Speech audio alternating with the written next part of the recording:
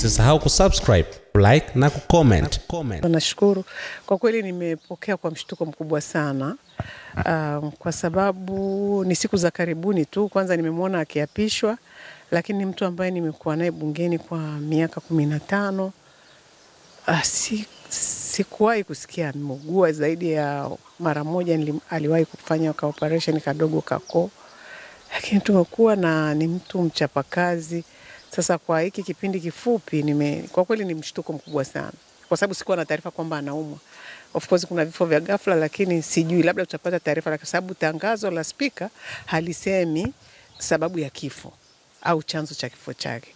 Kwa hiyo kama binadamu mimi binafsi nimepokea kwa mshtuko mkubwa sana, mpaka sasa hivi bado sijaamini. Jenista ni mdogo wangu kwa maana kwa umri, pamoja na kwamba alikuwa ametangulia bungeni kipindi kimoja kwa sababu aliingia toka 2000, lakini ni mtu ambaye alikuwa anamheshimu kila mtu, kwa ananiita dada, ananipa shikamoo. Lakini pamoja na kwamba alipata madaraka mengi, kwa mfano tulivyoingia akawa mwenyekiti wa bunge. Baada ya hapo 2014 kwa mara ya kwanza akawa naibu waziri wa elimu, na baada ya hapo 2015 akawa waziri wa nchi, ofisi ya waziri mkuu, sera, uratibu na bunge, ambao alifanya kwa kipindi nadhani takriban miaka yote 5.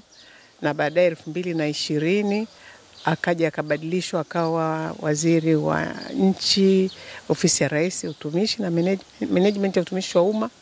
Lakini baadaye mpaka wanamaliza bunge la 12 alikuwa ni waziri wa afya. Kwa hivyo kwenye huu uchaguzi wa 2025 hakubahatika kuteuliwa. Kwa hiyo mimi nilimuona tu akiwa anaapishwa, nilimuona kama ana siha njema.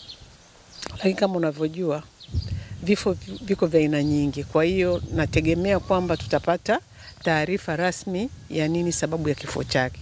Lakini toshe kusema kwamba Jenista sio kwa sababu amefariki ndio namsemea mema, lakini kwa kweli hata ukiwa hoji watu wengi watakwambia Jenista alikuwa mcha Mungu. Nimekuwa naye na alikuwa hakosi kanisani, sio siku za Jumapili, lakini kuanzia Jumatatu mpaka Ijumaa kwa tunakutana kanisani.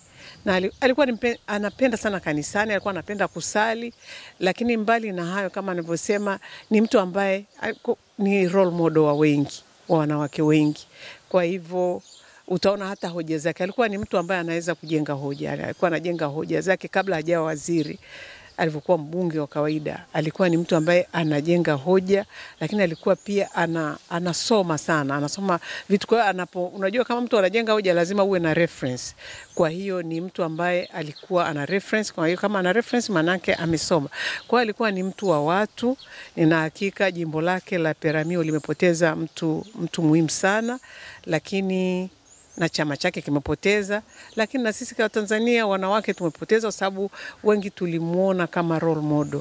Jenista ameacha legacy kubwa sana, sio tu kwa chama chake, kwa nchi yake, lakini na maeneo mengi ambapo amefanya kazi. Kama waziri alijituma vya kutosha, kama mbunge nina hakika watu wa Peramiho watalia sana, sababu amekuwa mbunge toka mwaka 2000 kama mbunge wa viti maalum mkoa wa Ruvuma, lakini toka mwaka 2005 amekuwa mbunge wa jimbo la Peramiho akiwa amemshinda Profesa Mbilinyi.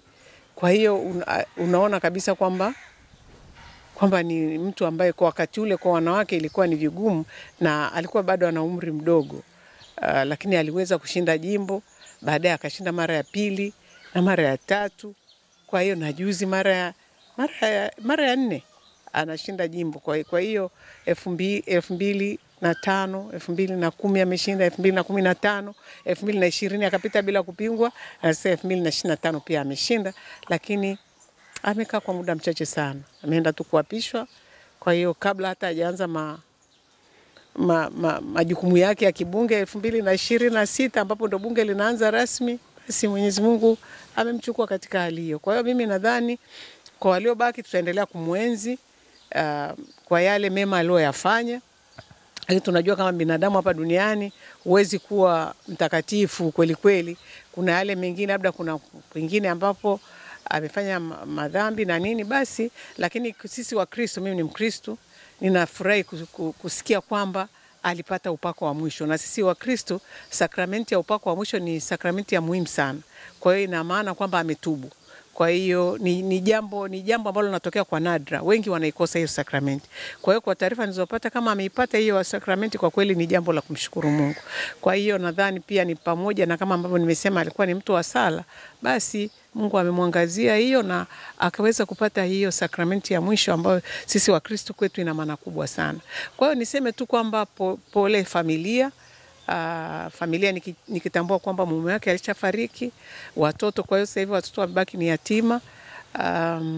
Niwatie nguvu, najua watoto wake ni wakubwa sasa hivi, wameshaanza kazi. Niwatie nguvu, waendelee kumwenzi mama yao, wafanye yale yote yaliyo mema. Lakini kwa wananchi wa Peramiho pia nawapa pole kwa kumpoteza mbunge wao, kumpoteza mwakilishi wao.